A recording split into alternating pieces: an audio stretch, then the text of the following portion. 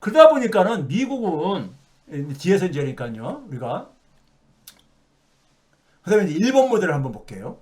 일본 모델이요. 미국 모델과 차이를 한번 봐보세요. 일본의 성장률 한번 봐보세요. 일본은 2차 세계대전 이후부터 1970년까지는 연평균 10% 정도 갔어요. 소위 그러니까 동아시아의 고도 성장의 하나의 그러니까 원형이죠. 동아시아 고도 성장의 원형이죠. 일본이니까 한 10%간 거예요. 가다가 갑자기 70년대 80년대에 반토막 이하로 뚝 떨어져요. 4%대로. 이거 제대로 설명하는 전문가들이 없더라고. 국내에도 그렇고. 주목 자체를 안 해. 주목 자체를 안 하더라고요. 그리고 91년도부터 이제 자산시장 거품이 붕괴되고 난 이후에 사실상 잃어버리는 30년이 진행된 거예요. 진행된 겁니다. 네? 진행된 건데 문제는 이게 그러니까 그 이전하고 관련이 없을 수가 없잖아요. 관련이. 왜 이렇게 성장률이 반토막 밑으로 떨어졌느냐. 70년대 이후에 한 20년간. 그 아까 여러분들 일본의 아니 아까가 아니라 이제 일본의 제조업 고용 비중을 보면 이게 쉽게 이것도 이해되는데 자 하나 봐보세요. 자 일본이 왜 70년대 저런 일이 생겼느냐? 일본의 경제 시스템은요. 우리나라가 일본 시스템을 박정희 때 그대로 베꼈습니다. 베꼈어요. 네? 베껴가지고 관료하고 기업인들하고 이유착, 정경유착 이것도 일본도 만만치 않습니다. 만만치 않아요. 그래서 일본의 경제 시스템을 일부 학자들은 네트워크형 자본주의라고 그래요. 네트워크 자본 시스템이라고 해요. 예? 그러니까 정부, 기업, 은행은 정부가 또 장악을 하고 있었고요. 우리나라 외환위기 이전처럼요. 그래가지고 정부가 자금을 배분해주고, 예? 뭐 이런 식으로. 그래서 그 관료 정경유착이 그러니까 거기도 만만치 않았습니다. 예? 근데 이제 71년도부터 미국이 무역수지 적자국가로 전환하면서 소위 말해서 미국의 금이 해외로 유출될 가능성이 생기는 거잖아요. 그래서 닉슨이 8월 달에 금태환 정책, 달러를 금으로 이제 바꿔주겠다는 것을 전제로 해가지고 운영했던 금융 시스템을 이제 그러니까는 대수술을 하죠. 금태환 정지를 선언하잖아요. 예? 당시에 그러니까는 소위 닉슨 닥트린으로 해서 나왔던 것. 금태환 정지. 그다음에 이제 뭐냐면 대탕트, 소위 월남 전 이제 그러면서 뭐냐면 그전까지는 고정 환율제였었죠. 환율이 다 고정돼 있었었죠. 그러니까 변동 환율제로 이행을 합니다. 그러면서 국제 금융시장이 요동을 치잖아요. 요동을 칩니다. 요동을 치죠. 그러니까 화폐 가치가 각국의 화폐 가치가 막 요동을 치니까는 당연히 그러니까 시장에 그러니까 맡기니까는 처음에는 이 변동 환율제는 한 74년 이후부터 가지만은 그 전에 이걸 방어하려고 고정시키려고 굉장히 무단히 애를 씁니다. 한 3년 정도는요. 근데 안 되죠. 이미 뭐 미국이 이제 그러니까 사실상 두 손을 납발했을까 달러를 그러니까 금으로 안 바꿔주겠다고 하니까는 그럼 그 상황 속에서 무역 수지하고 경상 수지 흑자를 보는 소위 말해서 일본이나 서독의 화폐 가치, 그러니까 엔화라든가 당시에 독일에 그러니까는 그 뭡니까? 독일 화폐가 당시 갑자기 마르크화죠. 이게 폭등을 하죠. 달러 대비해서. 예? 그리고 뭐냐면은 소위 말해서 이제 시장 개방되다 보니까 기업들의 해외 자금 조달이 가능해지죠. 기업들의 해외 자금이. 그러니까 소위 말해서 달러채를 그러니까는 이제 엔화채도 발행할 수 있고 외국에 나가서 그러니까요. 소위 말해서 그러니까요. 예? 이런 이제 금융시장의 이제 대격변이 일어나는 거예요. 그러니까 그 이전까지는 국내 금융을 그러니까 완전히 고립된 섬처럼 그러니까 해외하고 완전히 분리시켜가지고 국내 금융 자금들을 정부가 개입을 해가지고 이렇게 배분을 해줬단 말이에요. 국가의 그러니까 산업정책의 목표에 따라서 이렇게 배분을 했단 말이에요. 우리 박정희 때 했듯이 그러니까 박정희가 똑같이 보고 배운 거예요. 똑같이 베낀 거예요. 예? 정부가 그러니까 배분을 한 거, 자금을 배분한 거죠. 예? 그럼 그런 상황 속에서 그렇게 해가지고 하던 것이 이게 갑자기 이제 금융시장이 이제 대격변이 일어나니까는 격변이 일어나면서 그러니까 이게 갑자기 쭉 문이 열려버리는 거잖아요. 일종에 보면요. 이걸 막으려고 일본도 꽤나 애를 쓰고 그러죠. 예? 기업들이 근데 뭐냐면 이제 국내 은행만 과거엔 쳐다봤었는데 국내 은행에서만 그러니까 이 돈을 조달할 수 있었으니까 근데 해외에서도 자금 조달이 가능해진 거예요. 그러니까 은행하고 기업 간의 이 유기적인 협력 관계가 느슨해져 버리죠. 예? 그러니까 국내 은행들은 뭐냐, 일본의 국내 은행들은 그 돈이 남아돌 게 아닙니까? 그 남아돈을 가지고 뭐 돈놀이를 해야 되는데, 예? 제일 만만한 게 뭐겠습니까? 정부의 보호 속에서 이게 그러니까 돈놀이 하던 은행들이 일본 월가처럼 그러니까 월가의 은행들처럼 이 저기 저 이 그 이 돈놀이하는 방법도 그러니까 선진화되지 않고 그러다 보니까는 주로 이제 담보로 자꾸 안전하게 그러니까 돈놀이하는 방식, 그게 바로 뭐겠어요? 부동산 담보 대출이죠. 부동산 담보 대출 가장 안전한 게 그거잖아요. 우리가 은행이 대출하는 거는 신용 대출과 담보 대출이 크게 나누잖아요. 근데 담보 대출이죠. 예? 부동산 담보 대출로 눈을 돌리는 거예요. 그리고 그 속에서 그러니까 부동산으로 자금이 이제 많이 이제 그러니까는 이제 배분되어지고 하면서 부동산 시장이 이제 그러니까 막 이제 불붙기 시작한 거예요. 80년대에.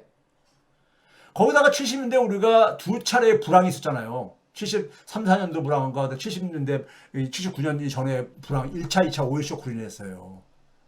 그런 상황 속에서 이제 그러니까는 이 기업들이 경영이 어려워질 때마다 일본이 그 당시에 한국이나 일본 기업들 대응했던 게 뭡니까? 인건비 전략 방식으로 해요. 인건비 전략 방식으로. 예? 혁신도 물론 노력하지만은 이것보다는 그러니까는 예? 겁니다. 그러면 이런 상황 속에서 소위 말해서 일본 시스템이 이제 그러니까 그동안의 고도 성장기에 가졌던 일본 시스템들이 흔들리기 시작합니다. 하나는요. 더 결정적인 건 뭐냐면은 일본이 80년대 대단했었잖아요. 그 당시에요. 안으로는 굉장히 여러 가지 문제가 이렇게 발생했지만은 대외적으로는 뭐냐면은 이 소위 말해서 일본의 그러니까 제조업의 고용 비중이 쫙 줄어드는 상황이 있었단 말이에요. 그럼 제조업에서 일자리가 줄어든 사람들이 어디로 가야 될 거 아닙니까? 그건 바로 뭡니까요? 산업 체계를 수술해야 되는 거죠. 산업 체계를. 소위 요즘식으로 표현하면은 신성장 동력 산업을 만들어야 되는 거죠. 이게 핵심입니다. 이걸 안 한 거야. 안 하고 어떻게 했느냐? 일본이 지금 세계 최고가 됐어. 해가지고 그 엔화 가치가 1970년 초까지만 해도 1달러당 360엔이 했던 것이 어디까지 내려갑니까?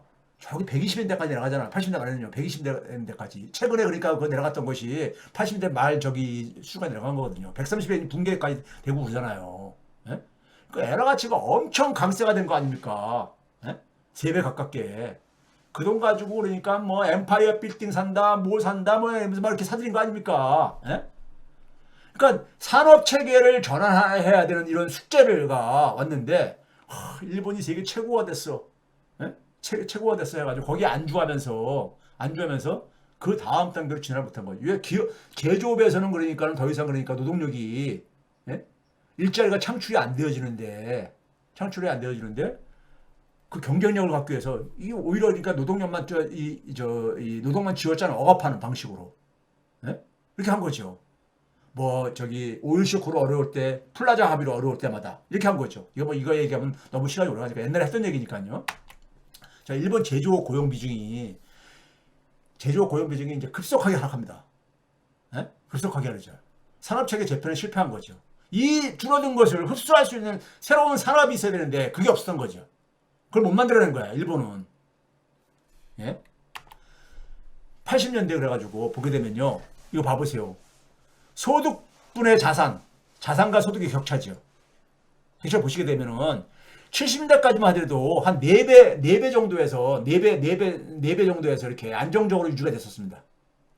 그러다가 80년대부터 5배를 쫙 뛰어 올라가잖아요. 왜 그런 거예요? 자산의 성장 속도가 소득 성장보다 빨라진 거지. 돈이 그러니까는 실물 경제로 가기보다도 부동산 자산 시장으로 막 간 거죠. 한 거야. 그래서 80년대 후반에 들어서 되면 거의 이제 6배로 진입하죠. 6배로요. 86년도에 사실상 6배, 5.96배니까요. 그리고 80년대 후반에 굉장히 가파르게 올라가죠. 그래서 8배를 돌파합니다. 90년도에. 뜨거 해가지고 이제 금리 올리기 시작하고 그러잖아요. 뜨거 해가지고. 소득과 자산 간의 격차가 확대가 되어져요. 확대가 되는데, 자, 이거 봐보세요. 미국과 일본의 주택가격 추이의 차이를 봐보세요. 일본은 그러니까는 언제 그랬습니까요? 80년대 후반에 그러니까 쫙 이 기울기가 굉장히 빠르게 올라가잖아요. 파란색이 일본입니다. 오렌지 색깔이 미국이고요. 미국은 80년대 후반에 기울기가 좀 완만하잖아요. 이때가 이제 그러니까 앞에서 얘기했던 저축 대부조합이 이 서였던 저거고. 근데 미국은 이제 90년대 후반부터 쫙 올라가다가 2007년대 빵 터진 거고요. 예? 일본은 근데 뭐냐면은 91년대 터지고 난 이후에 쫙 계속 하락하잖아. 언제까지? 거의 그러니까 이 몇 년 전까지 한 2016년도까지는 계속 하락하잖아요. 미국의 주택 가격이. 일본은요. 예? 왜 그러냐? 미국은 이게 그 하락이 금융이 터지고 나서 하락이 연도로 보게 되면은 2007년도부터 터지기 시작해가지고 한 2011년도 정도면은 이제 소위 정리가 되고 2012년 이후부터는 좀 다시 올라가기 시작하잖아요. 예? 그러니까 짧게 방황 한 4, 5년 정도로 끝낸 거야. 근데 일본은 어떻게 됐습니까? 거의 27년 정도를 27년도가 진행된 거야. 이 차이가 어디서 비롯되어진 겁니까? 이 차이가요. 예? 이 차이는 결국은 이게 이제 개별적으로 한번 보세요. 일본의 실질 주택 가격 추이입니다. 80대 후반에 굉장히 가파르게 올라갑니다. 가파르게 올라가요. 그래가지고 이게 2010년을 100으로 놨을 텐데 2010년 100으로 놨을 텐데 그러니까는 거의 그러니까 100 밑에서 이렇게 저기 맨 처음이 1980년입니다. 118 정도가. 근데 지금 최근 2024년 그러니까 지금 이게 언제냐면 이게 2분기 기준으로 122니까는 거의 비슷하잖아요. 그 수준 정도 안 돌아온 거잖아요. 80대 후반 수준도 아직 회복이 안 된 거잖아요. 그렇죠? 일본의 그다음에 이제 이 거품이 붕괴되고 난 91년 이후에 한번 봐보세요. 8배를 돌파했다가 소득분의 자산의 비중이 쭉 떨어지죠. 떨어지는데 어디까지 떨어집니까? 한 6.7배 정도까지 떨어져 있잖아요. 한때 많이 떨어진 게 2017년에 6.3배까지 떨어졌잖아요. 그러면 한 1.7배 정도가 조정이 생긴 거잖아요. 1.7배 정도가. 자, 이 조정 선거에 비해 가지고 한번 봐보세요. 미국하고 일본을 딱 비교하게 되면 딱 명확하게 차이가 보입니다. 소득분의 자산의 비중이 미국은 1970년부터 이게 쫙 두 나라를 비교한 겁니다. 최근까지요. 미국은 3.5배에서 금융위기 터질 무렵까지 얼마까지는 5.3배까지 올라갔습니다. 그러니까 한 1.8배 정도가 증가한 거잖아. 그 기간 동안에 보게 되면요. 근데 일본은 3.7배에서 8.1배를 했으니까는 얼마가 증가한 겁니까? 4배 정도가 증가한 거잖아요. 네? 증가한 건데 문제는 올라간 것도 일본이 빠르게 많이 올라갔고 떨어지는 건 어떻습니까? 굉장히 더디게 떨어지죠. 일본이요. 예? 미국은 금융이 딱 터지고 나가지고 한 1.3배를 딱 그냥 줄인 거예요. 줄어든 겁니다. 그러니까 이 얘기는 뭡니까? 자산가치의 조정이 그러니까는 구조조정, 자산의 구조조정이죠. 자산의 구조조정을 확실하게 한 거야, 그냥. 어느 정도 오래 거네. 예? 한 거야. 근데 일본은 안 한 거죠. 안 한 대신에 굉장히 오래 간 거야. 문제는 거기서 그 한 게 아니라 성장까지 이게 떨어뜨렸다는 얘기죠. 문제는. 성장까지. 예? 성장까지. 이게 이제 장기 불황, 잃어버린 30년의 배경 중에 하나입니다. 근데 이러한 상황 속에서 일본이 대응했던 것이 어떻게 대응하느냐? 대응이 뭐냐면 금리를 내리죠. 금리를 공격적으로 쫙 내리죠. 90년대 후반부터는 사실상 제로금리 시대, 뭐 0.5%라지만 사실상 제로금리 시대로 일본은행이 쓰는 게 두 개 금리가 있죠. 재할인율하고 콜금리 두 가지 이거는데 이걸 거의 제로금리까지 쫙 내리잖아요. 예? 소위 일본의 그러니까 소위 말해서 이 금융 통화 정책이 사실상 막을 내리는 더 이상 이런 시대가 90년대 후반부터 이미 진행이 됐죠. 근데 문제는 뭐냐면은 금리를 이렇게 내려도 자산가치 하락을 막을 수가 없었다는 얘기예요. 우리나라에서는 일부 사람들은 뭐 여러 가지 얘기할 때 보게 되면은 우리나라 이제 그러니까 자영업의 문제를 얘기할 때 많은 사람들이 부동산 때문에 그래. 돈이 다 부동산으로 가다 보니까는 이게 제대로 돈이 안 들어오기 때문에 그러면 어떤 사람이 거기다 뭐라고 하냐면은 이런 얘기를 해요. 아, 부동산은 금리에 따라 움직이는 겁니다. 금리에 따라지면 부동산 가격은 올라가게 돼 있는 거고. 그런데 일본 보게 되면 그게 설명이 안 되잖아요. 설명이 안 되잖아. 일본의 이 그러니까는 자산과 소득의 격차의 이 저기 저 장기간 거의 30년 가깝게 진행된 이유는요. 산업 경쟁력이 실종됐기 때문입니다. 산업 경쟁력이 실종되면요. 아무리 금리 내려도 이건 해결이 안 됩니다. 예? 돈을 아무리 싸게 공급한다고 해가지고 산업 경쟁력이 강화되는 게 아니에요. 강화되는 게 아닙니다. 예? 아니 돈이 있다고 해가지고 모든 사업을 다 성공으로 시키는 건 아니잖아요. 예? 자, 사업을 하는데 그러니까는 자금을 그러니까는 더 싼 금리로 동원한 사람이 사업을 성공할 조건 중에 하나는 되지만은 그게 성공한다는 보장은 없는 거잖아요. 예?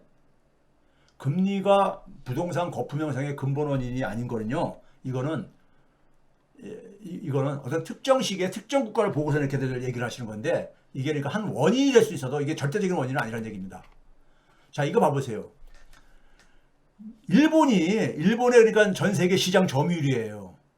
수출 시장 점유율입니다. 일본이 한때는 10% 넘었었어요. 10% 넘었던 나라가 전 세계에 그러니까 우리가 몇 개 국가가 없습니다. 한 두세 개 국가뿐이 없어요. 지금 미국도 지금 10%로 밑으로 떨어졌죠. 86년에 이렇게가 치고 올라갑니다. 10%. 그러니까 일본이 그러니까 전 세계를 다 장악했다가 이러던 시절이야 이게. 일본이 세계, 미국도 제쳤다 하는 이런 얘기예요. 근데 1990년부터 이게 9%가 무너지고 그리고 이제 쭉 내려가서 90년대 말에는 7%가 무너지고 아베 정권이 집권하기 전에는 4.4%까지 줄어들었다가 지금은 3%인데 올해는 지금 현재 진행은 3% 무너졌죠. 우리나라랑 비슷해졌어.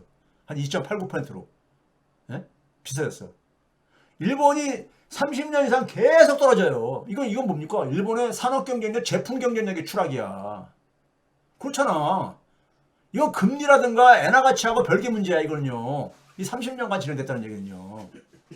네? 일본의 시장 점유율이 한때 10% 넘었던 나라가 3분의 1 토막으로 그러니까 이렇게 3분의 1 미만으로 떨어졌다는 얘기는요. 이건 일본의 제품 경쟁력의 추락입니다.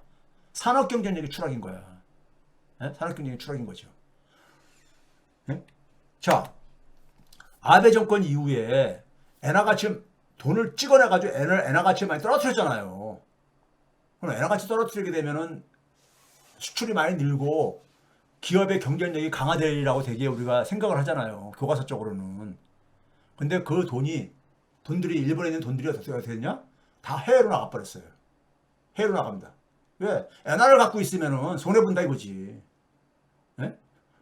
미국 월가에 투자하는 거야, 그러니까요. 예? 이게 GDP 대비 해외 금융 투자, 일본의 해외 금융 투자 비중입니다. 예? 돈가치 한국 돈 가치가 떨어지게 되면 한국의 저기 원화자산으로 갖고 있고 싶겠냐고 투자자들이요. 예? 문제는 뭐냐면은 이렇게 해가지고 하게 되면 이게 산업 경쟁력 강화에 연결이 되게 돼야 되는 거고 그러려면은 기업들이 혁신이 일어나야 되는 거죠. 그 사회에 혁신이 일어나야 되는 거잖아요. 산업 체계가 진화가 돼야 되는 거죠. 이게 안 되면요, 이거 저 금융이나 이런 것은 부차적인 문제입니다. 금융이 만병통치약이 아니에요. 그럼 봐보세요, 그러면 미국 하위 50%하고 일본 하위 50%의 순자산 비중입니다. 순자산 비중을 보게 되면은 이 미국은 5%에서 거의 많이 안 떨어지잖아요. 4.75까지 이렇게 돼 있으니까 거의 이렇게 이게 보면 금융위기 이후부터 이렇게 안정적으로 이렇게 지속되고 있잖아요. 근데 일본은 많이 떨어졌죠. 상대적으로요. 예? 하위 50%가 자산 그 구조조정에서 이렇게 천천히 했음에도 불구하고 별로 혜택을 본 게 없는 거야. 그 다음에 봐보세요. 일본의 그러니까 개인들의 가처분 소득 증가를 봐보세요. 실질로요. 90년대부터 최근 2023년까지 사실상 마이너스예요. 마이너스. 연평균 마이너스 0.22%입니다. 매년 1년에 0.22%씩 줄어들어온 거예요. 성장률도 0.1%뿐이 안 증가한 거고. 사실 성장이 중단되고 개인들의 가처분 소득은 오히려 감소해 온 거야. 감소하니까는 내수가 죽지요. 내수가 죽으니까는 아베가 그러니까 그렇게 회계망측한 짓을 한 거예요. 돈 찍어가지고 그러니까는 수출 증가시켜가지고 살겠다고. 예? 한 거예요. 이거는 기본적으로 제가 여러 번 얘기했잖아요. 일본은 제품의 경쟁력이 없어진 거지, 경쟁력이 추락한 결과이지, 엔화 가치가 높아가지고 수출이 안 되는 게 아니라고 그런 얘기 제가 여러 번 했잖아요. 예? 여러 번 얘기했잖아. 지난 32년간에 왜 이렇게 됐냐? 구조조정을 불충분하게 했기 때문인 거예요. 구조조정을 왜 이렇게 과감하게 못했을까요? 구조조정이라는 건 뭐예요? 산업이든 기업이든 간에 구조조정이라는 것은요, 수익성과 성장성이 낮거나 없는 것은 정리를 해야 되는 거죠. 정리를 해야 되는 거죠. 그리고 뭐냐면은 수익성과 성장성이 기대되는 쪽으로 자금이 글로 배분되게 해야 되는 거잖아요. 그렇죠? 그러면 이 새로운 산업을 만들어내는 산업화, 제조업 이후의 산업을 만들어내는 것은 이건 별개 능력이거든요. 2007년도에 뉴스크에서 그런 일본을 조롱하거든요. 뉴스크의 표지 제목에 애플이 절대 일본에서 나올 수 없는 이유. 애플이라는 기업이 일본에서 나올 수 없는 이유가 특집으로 해가지고 다룬 적이 있어요. 뉴스크에서. 조롱한 거, 조롱. 예? 그러니까 일본의 소득은, 개인들의 소득은 늪에 빠져 있는 거야. 그러니까요. 계속 줄어들고 앉았으니까. 줄어들고 있으니까요. 예? 자, 이런 상태가 왜 그러냐?